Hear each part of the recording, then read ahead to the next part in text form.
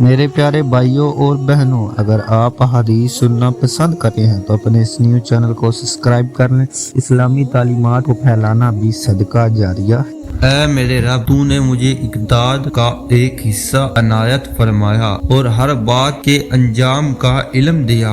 آسمانوں اور زمینوں کے پیدا کرنے والے، تو ہی دنیا میں میرا سرپرست ہے اور آخرت میں بھی مجھے دنیا سے مسلمان اٹھانا اور نیک بندوں میں شامل فرمانا۔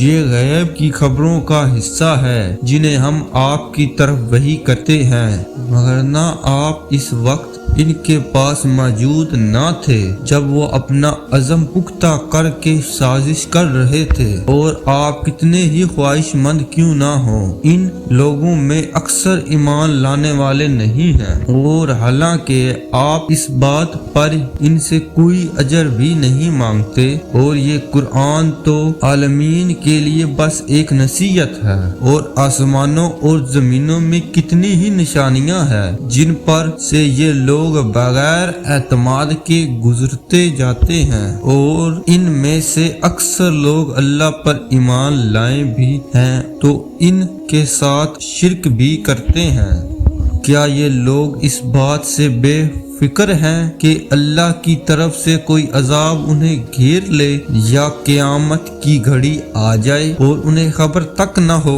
کہہ دیجئے یہی میرا راستہ ہے، میں اور میرے پیروکار پوری بصیرت کے ساتھ اللہ کی طرف دعوت دیتے ہیں، اور پاکیزہ ہے اللہ اور میں شرک کرنے والوں میں سے نہیں ہوں۔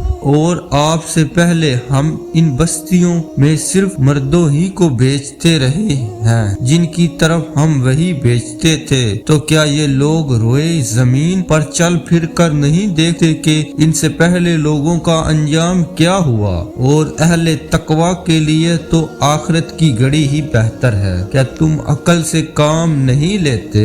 یہاں تک کہ جب انبیاء لوگوں سے مایوس ہو گئے اور لوگ بھی یہ خیال کرنے لگے کہ ان سے جھوٹ بولا گیا تھا، تو پیغمبروں کے لیے ہماری نصرت بھیجی گئی۔ اس کے بعد جسے ہم نے چاہا اسے نجات مل گئی، اور مجرموں سے تو ہمارا عذاب ٹالا نہیں جا سکتا۔ بتحقیق ان رسولوں کے قصوں میں عقل رکھنے والوں کے لیے عبرت ہے۔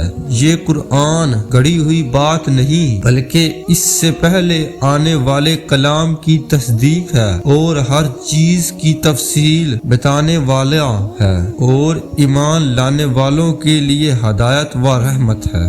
اگر آپ نے ابھی تک ہمارا چینل سبسکرائب نہیں کیا اور ویڈیو کو لائک نہیں کیا تو جلدی سے ہمارا چینل سبسکرائب کریں اور اس ویڈیو کو لائک کریں تاکہ ایسی مزید ویڈیو آپ تک بر وقت پہنچ سکیں۔ اور اگر آپ نے ایپیسوڈ نمبر 1 قصہ یوسف نہیں دیکھا تو پہلے جا کر وہ دیکھیے۔ جزاک اللہ خیر۔